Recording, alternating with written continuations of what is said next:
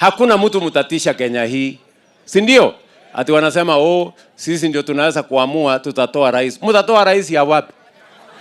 Kwani nyinyi mnanijua? Wale watu wananijua kweli? Nyinyi mkipima hiyo watu, iko mtu size yangu kwa hiyo group? Iko mtu size?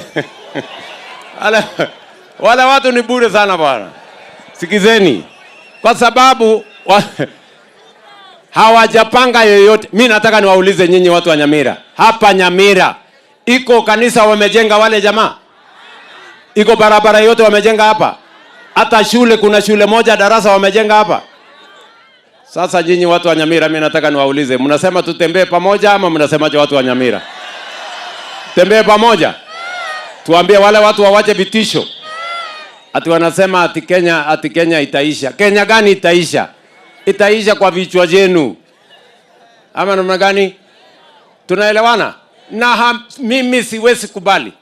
Nikiwa kiongozi wa taifa hili la Kenya, nikiwa rais wa Kenya, mimi siwezi kukubali mtu yeyote kutisha Wakenya wengine.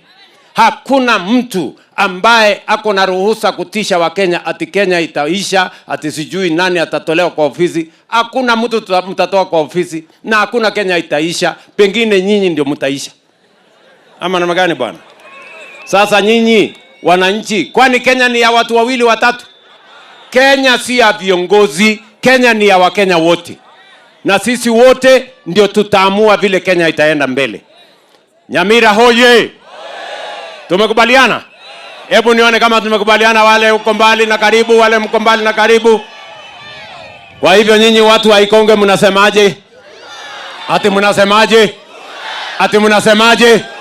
Hebu nione tutam ya watu wa Nyamira.